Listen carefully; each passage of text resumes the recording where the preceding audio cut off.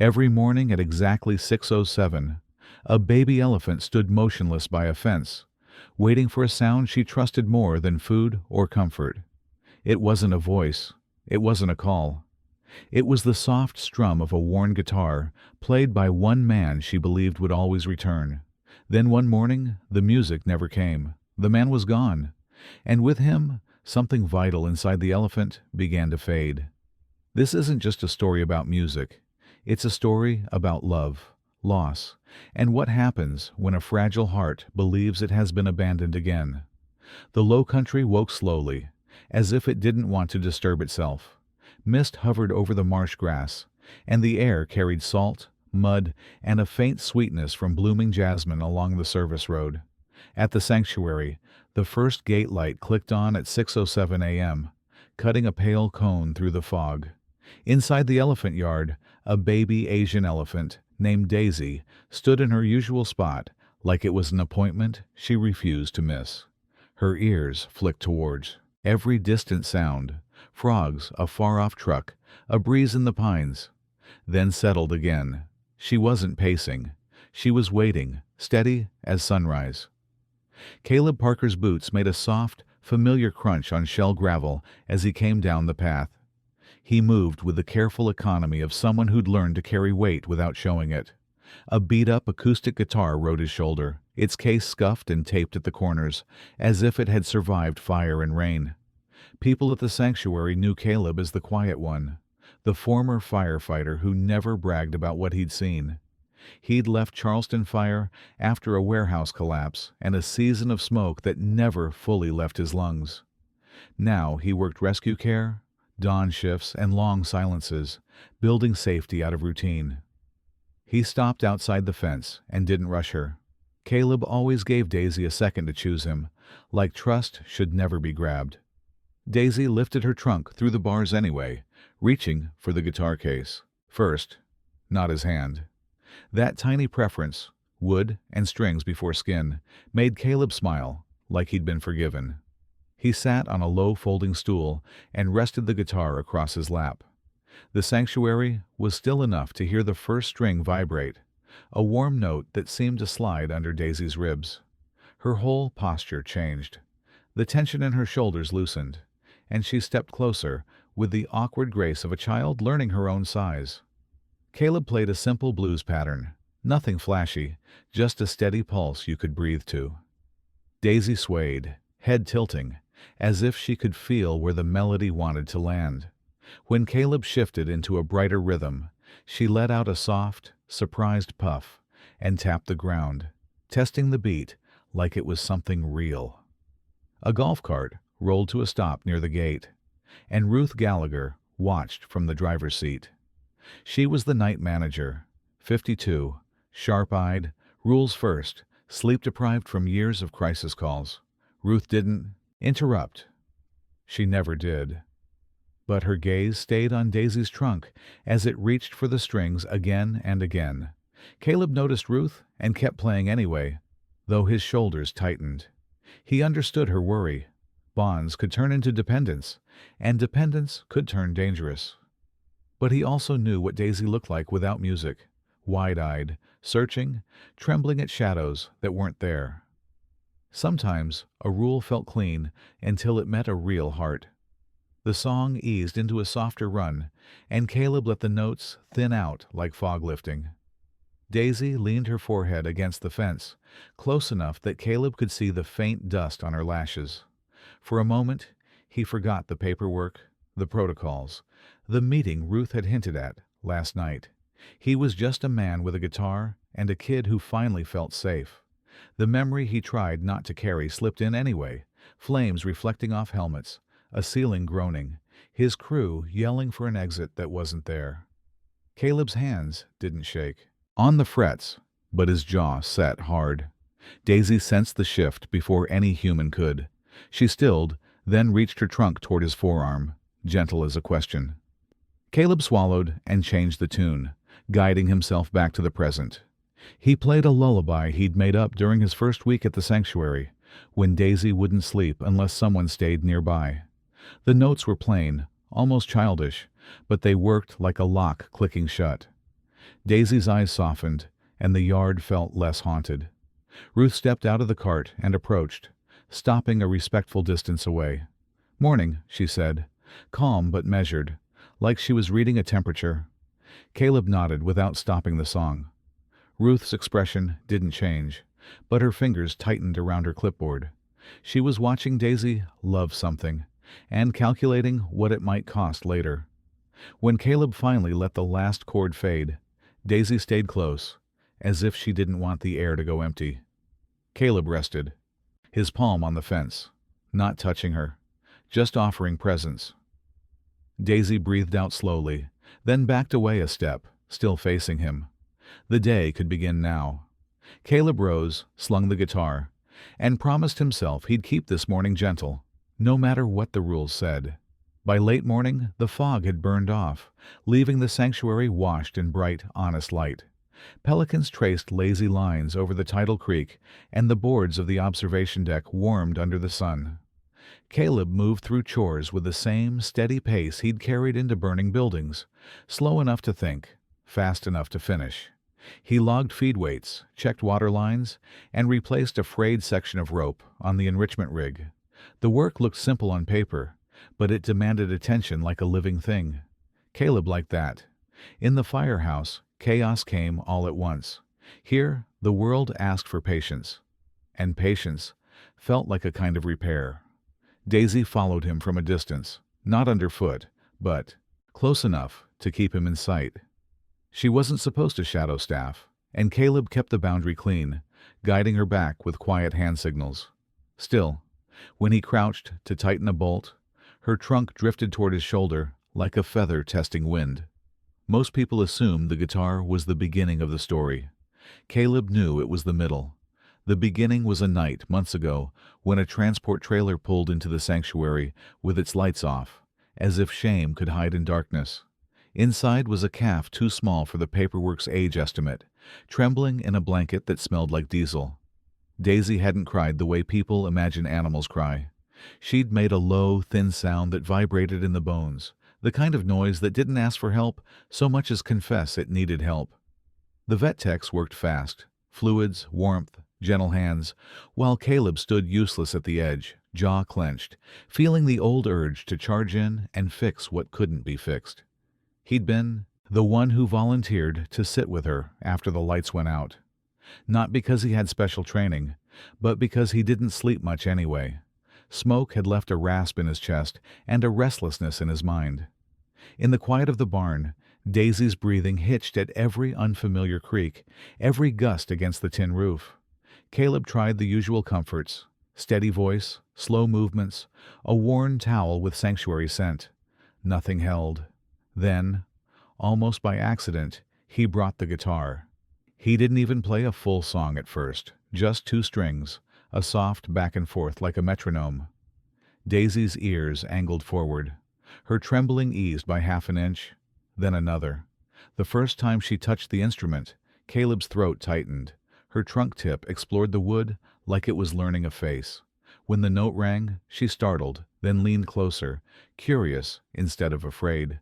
Caleb kept the rhythm low and consistent, the way you keep a flashlight steady for someone walking through dark. A minute later, Daisy's eyes closed. Caleb didn't tell anyone how much that moment mattered.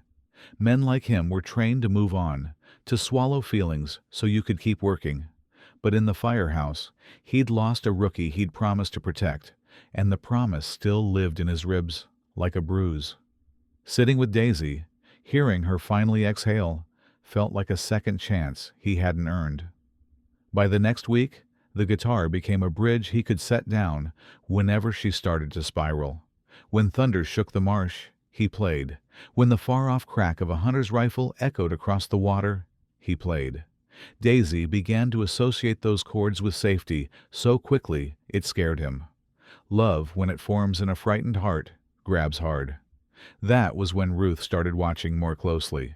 She called Caleb into the office one afternoon, the air conditioner humming like a warning. "You're good with her," Ruth said, not unkind. "But she's a calf. She needs a herd, structure, more than one person." Caleb listened, nodding, knowing she wasn't wrong, knowing it still hurt. Caleb tried to follow every guideline: shared feeding routines, controlled distance, rotating caregivers. He taught Daisy to accept treats from other staff, to respond to standard cues, to settle without his hand on the fence. Some days she did fine. Other days, her eyes searched for him the moment she heard a case zipper, and the staff would look at Caleb like he'd made a mistake by being consistent. That evening, the sky turned copper over the marsh, and Caleb sat on the deck alone with the guitar across his knees. He played quietly, not for Daisy this time, but for his own lungs, his own memory.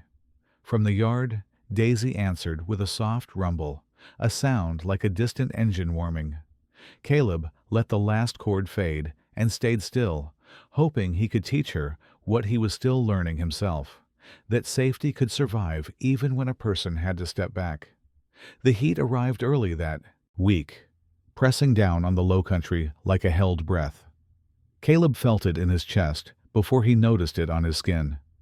He adjusted his pace, taking shorter steps between tasks, telling himself it was just humidity, just age catching up, nothing worth a report. He cleaned the feed shed, logged intake numbers, and helped move a downed branch after a storm. Each small exertion left a thin ache behind his sternum, a reminder he tried to file away. In the firehouse, you learn to finish the job first and inventory pain later. Old habits carried weight. Daisy sensed the change before anyone else did. She stayed closer than usual, not crowding, just aligning herself where she could see him. When he paused to catch his breath, she mirrored the pause, trunk hovering as if listening to the space between his breaths. Caleb smiled at the symmetry and waved her back. Ruth noticed too. At the midday briefing, she watched Caleb lean against the rail longer than necessary. "You good?" she asked, voice neutral, eyes sharp. Caleb nodded, offered a half-joke about the heat, and went back to work. Ruth didn't push, but she wrote something small in the margin of her clipboard. The afternoon brought a distant siren from the highway, a sound that slipped past Caleb's defenses. His hands tightened on the hose before he realized it. Memory moved faster than thought. Smoke, steel, a ceiling that never should have failed. Daisy rumbled low and steady, grounding the moment. Caleb breathed with her until the past released him. Later, during enrichment, he brought the guitar out earlier than usual. Not for Daisy's sake, he told himself, but because the rhythm helped him keep his own breathing even. Daisy approached with bright certainty, ears wide, posture loose. When the first chord landed, the yard felt lighter, like someone had opened a window. Caleb shifted into a faster pattern and felt his fingers slip. It startled him more than it should have. He corrected, slowed, let the yell music carry the pace instead of his will. Daisy swayed anyway, forgiving, present. The forgiveness cut deeper than judgment ever could. A cough took him by surprise, sharp and dry. He turned away, embarrassed by the sound, but Daisy froze. She stepped forward, extended her trunk, and pressed it gently against his forearm. The contact wasn't demanding. It was careful, a question without words. Caleb cleared his throat and changed the tune. Ruth approached at a distance, the way you do when you don't want to startle a wild thing. "That enough for today," she said softly, framing it like a suggestion. Caleb nodded and set the guitar aside sooner than planned. Daisy stayed put, eyes following the case as if tracking a departing friend. By evening, the ache in Caleb's chest deepened, blooming into a tightness that made stairs feel taller. He finished paperwork slowly, drank water he didn't want, and told himself tomorrow would be cooler. In the locker room mirror, he looked paler than usual. He blamed the fluorescent lights. At home, he skipped dinner and sat on the porch, guitar resting against his knee without being played. The marsh breathed around him. Crickets, wind, the far slap of water against pilings. He practiced inhaling through his nose, counting like he used to during rescues. The count slipped. The phone buzzed with a message from Ruth. "Check in tomorrow. Don't be stubborn." Caleb typed back a thumbs up he didn't feel. He lay awake longer than he meant to, listening to his lungs argue with the night. Sleep came thin and left him before dawn. At 6:07 a.m., he was back on the path, moving slower, the guitar heavier on his shoulder. Daisy waited where she always did. When he played, she swayed as if nothing had changed. Caleb held the calm like a promise, even as his chest tightened again, and somewhere beneath the notes, the day gathered itself for a harder turn. The morning Caleb didn't arrive began the same way as all the others. The gate light flicked on, the marsh breathed, and Daisy took her place by the fence, with the certainty of habit. She angled her ears toward the path and waited for the sound she trusted to arrive before the sun fully rose. It didn't come. No boots on shell gravel, no zipper on a guitar case. Just the low hiss of wind through reeds and a distant truck shifting gears on the highway. Daisy stayed still, convinced that stillness itself might summon him, that patience could bend time back into shape. Ruth arrived with a bucket of feed and a knot in her stomach she couldn't name. She'd been awake since before dawn, replaying last night's unanswered call to Caleb. She spoke gently, used the tone she saved for animals who were deciding whether the world was safe. Daisy didn't move. When Ruth set the bucket down, Daisy backed away. It wasn't fear, it was refusal. She turned her head toward the gate again, trunk lifted, scenting the air like it might still remember him.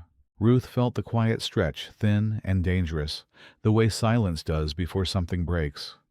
By mid-morning, the sun burned hot, and Daisy hadn't eaten. She stood where Caleb usually sat, tracing the fence with her trunk, following the invisible outline of the guitar that wasn't there. Staff passed at a distance, exchanging looks, lowering voices as if grief could hear them. The first sway began almost by accident. Daisy shifted her weight from one foot to the other, slow at first, then again. It wasn't play. It wasn't restlessness. Ruth recognized it from case studies she'd hoped never to see firsthand, an animal building a rhythm to survive a feeling too big to hold. At noon, thunder rolled in from the west, a summer storm gathering force. The sound cracked open something inside Daisy. She rumbled low and paced the fence, then stopped, rocking again faster now. Rain came down hard, drenching the yard, flattening the marsh grass into dark ribbons. A sudden gust pushed against the secondary gate, and Daisy lunged toward it, panic sharp and unthinking. Ruth shouted, heart in her throat, as Daisy shoved again, metal screaming in protest. It took 3 people and a truck horn to pull her attention back before she hurt herself. They closed the gate and stood in the rain, soaked and shaken. Daisy retreated to the far corner of the yard, her rocking tightening into a narrow loop. Ruth felt the weight of every rule she'd enforced pressed down on her shoulders. This wasn't misbehavior. This was loss. By evening, word came through the office in clipped phrases. Caleb had collapsed. Hospital. Tests. No timeline. Ruth read the message twice, then a third time, as if repetition could soften it. She walked back to the yard alone, the rain easing into a mist. Daisy watched her approach, eyes wide, searching Ruth's face for something familiar. Ruth had nothing to offer but presence. She sat on the ground outside the fence, soaked to the bone, and waited with her. No guitar, no answers. Just the long, hollow space where a man used to be. Night fell heavy and loud with insects. Daisy rocked until exhaustion pulled her down, still facing the gate. Ruth stayed longer than policy allowed, counting breaths that weren't hers, listening to the marsh hold its own steady rhythm. Somewhere beyond the dark, a man fought for air, and a calf waited for a sound that did not return. The idea came from a place of panic, dressed up as efficiency. By the second morning without Caleb, the numbers looked wrong. Feed untouched, water barely disturbed, Daisy's weight trending down faster than anyone liked to say out loud. The sanctuary needed a solution it could put on a report, something actionable that didn't sound like waiting. A volunteer coordinator arrived with a plan and a smile that tried too hard. She'd called in a local musician, a man with clean nails and a polished case, someone who played festivals and church halls. Music calms animals, she said. It's enrichment. It's supported by studies. Ruth listened, arms crossed, and felt the ground tilt beneath her certainty. They brought the musician to the fence at 6:07 a.m., right on time. He sat where Caleb used to sit, tuned quickly, and launched into a bright, confident strum. The sound was fuller than Caleb's, louder, designed to reach a crowd. Daisy froze, ears lifting, not with recognition, but with alarm. The musician smiled and softened the tempo, trying again. Daisy backed away. Her trunk curled tight to her chest, then dropped and slapped the ground once, a sharp punctuation that cut through the song. The volunteer's smile faltered. Ruth raised a hand, but the musician kept playing, misunderstanding persistence for patience. Daisy's reaction escalated without warning. She trumpeted, short and high, and kicked dirt toward the fence. The sound wasn't anger, so much as protest, a clear refusal. Staff moved closer, ready to intervene. The guitar rang on, misplaced and wrong, until Ruth stepped forward and said, "Stop." Silence fell hard. Daisy stood rigid, eyes wide, breathing fast. She didn't look at the guitar again. She looked at the path instead, the place where boots should have appeared. Ruth felt something inside her crack, a belief she'd carried like armor. That structure could substitute for presence, that good intentions could replace history. They tried again later with recordings, Caleb's old training videos, his voice filtered and tinny through a speaker. Daisy approached, listened, then turned away as if the sound had betrayed her. Without the man attached to it, the voice meant nothing. Ruth watched the hope drain from the room like air from a punctured tire. By afternoon, Daisy's rocking returned, tighter and faster. The yard felt smaller, the fence closer. Ruth called the vet and heard the words she'd been dreading: stress, dehydration, risk. She signed the form to escalate care and felt the pen shake in her hand. Protocols were supposed to protect them. Today, they were failing. That night, Ruth sat alone in the office with the lights off. She replayed the morning in her mind. The polished chords, the wrong hands, the way Daisy had recoiled. It wasn't the guitar that mattered. It never had been. It was the man who had stayed when the lights went out. Ruth picked up her phone and scrolled past numbers she wasn't supposed to call. Family contacts were listed for emergencies, not for rule-breaking. She hovered over Caleb's sister's name, then set the phone down, then picked it up again. Outside, the marsh hummed, indifferent to procedure. She thought of Caleb on the porch with his guitar resting idle, of the way he always waited for Daisy to choose him.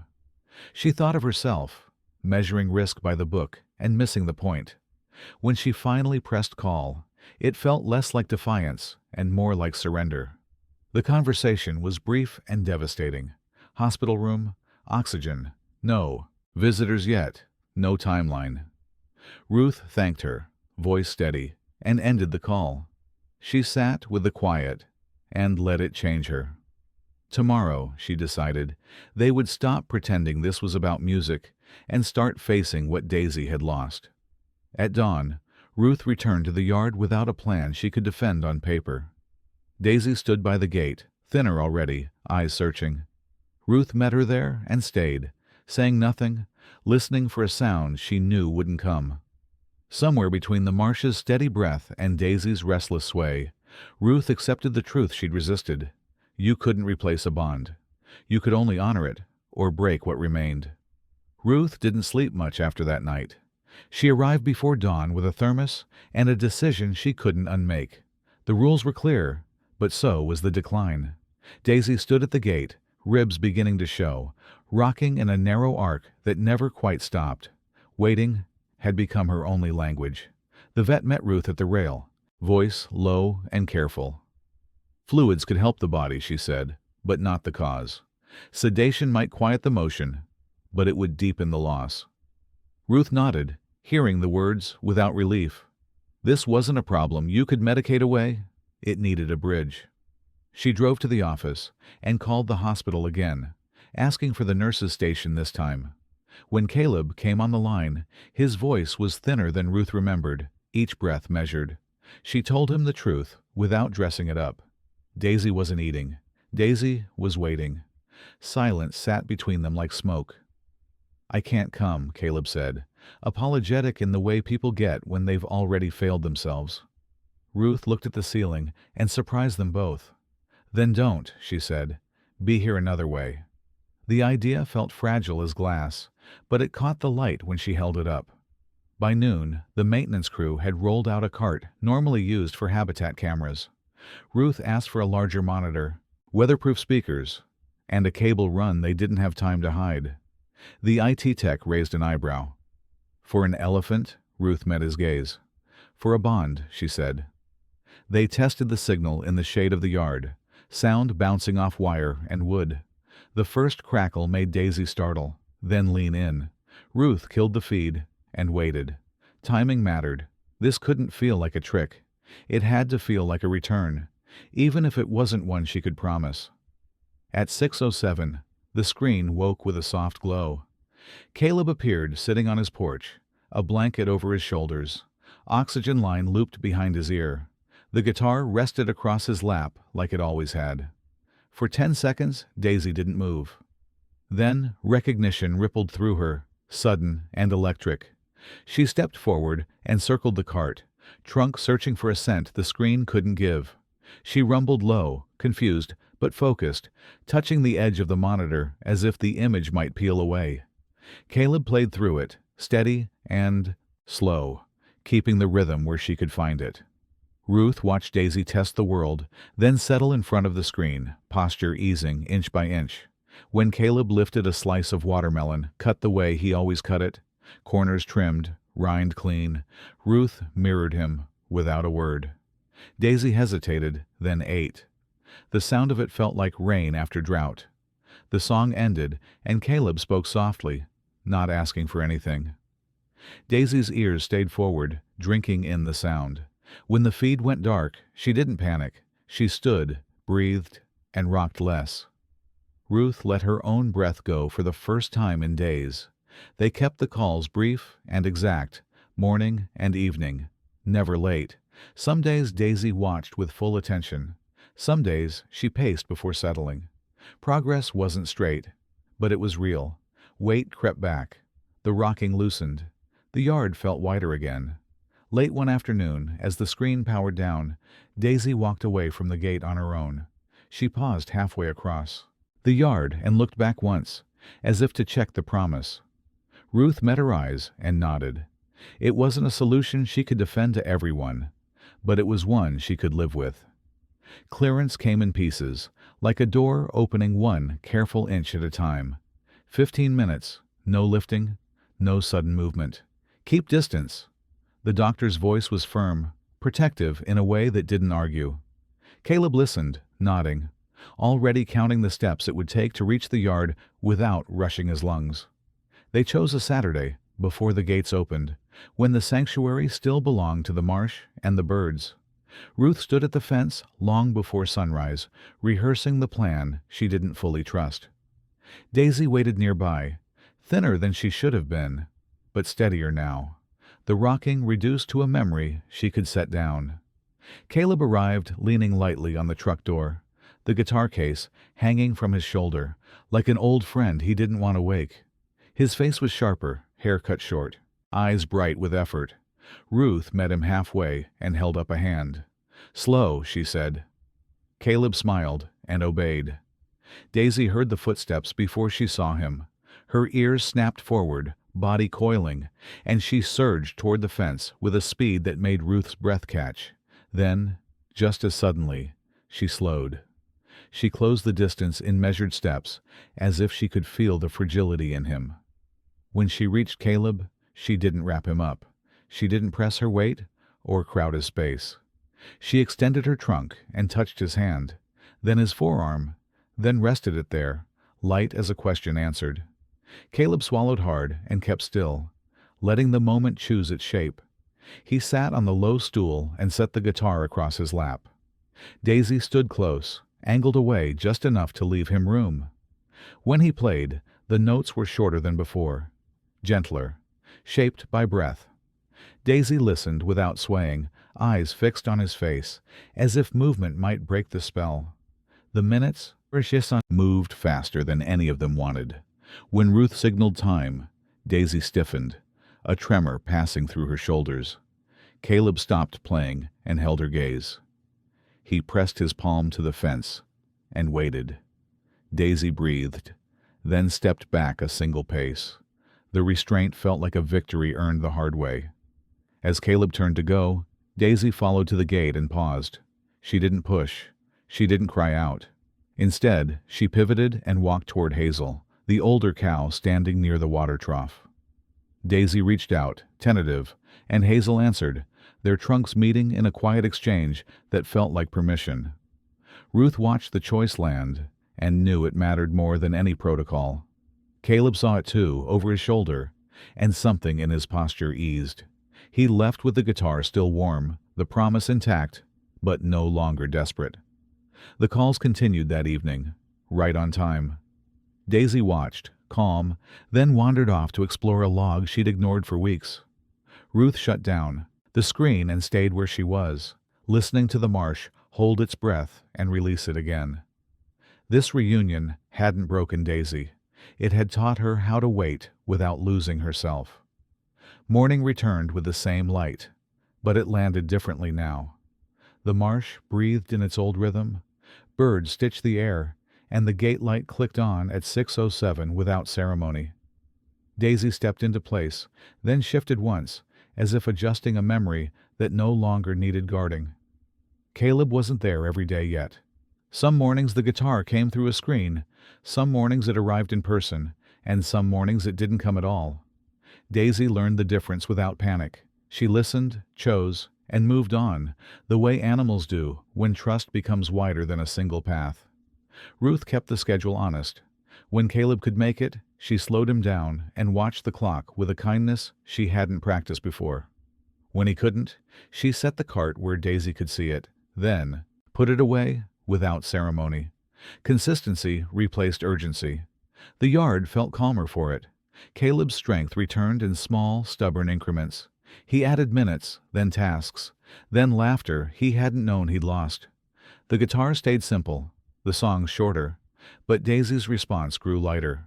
She swayed again, not from need, but from pleasure, and sometimes she wandered off mid-song, confident the sound would still be there when she returned. Hazel became part of Daisy's mornings. They shared space at the water trough, traced slow circles in the shade, learned each other's pauses. Daisy still checked the gate, but she didn't anchor herself to it. Waiting had changed shape. It no longer consumed her whole body. The day Caleb came back, for a full shift, the sanctuary marked nothing official. No announcement, no clapping. He set the stool down, tuned quietly, and played while the fog lifted. Daisy listened, then nudged a log toward Hazel and chose play. Caleb watched, chest warm, and let the song thin out on its own.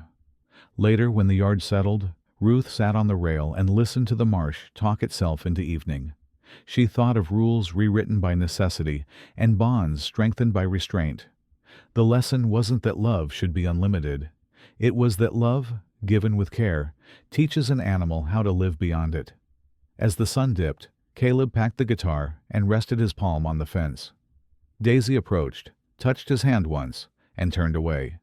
The exchange was brief and complete. Another morning would come. Another song would find its place. The man had come back, and in learning that he could leave and return, the calf had learned something larger than music. If this story moved you, even just a little, let us know.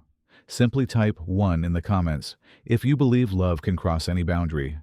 Or type 0 if you think music saved more than one life here. And if you'd like to hear more quiet, true stories like this, stories about connection, loss, and second chances, please subscribe to the channel. There are many more waiting to be told, and we'd be honored to share them with you. We'll see you in the next story.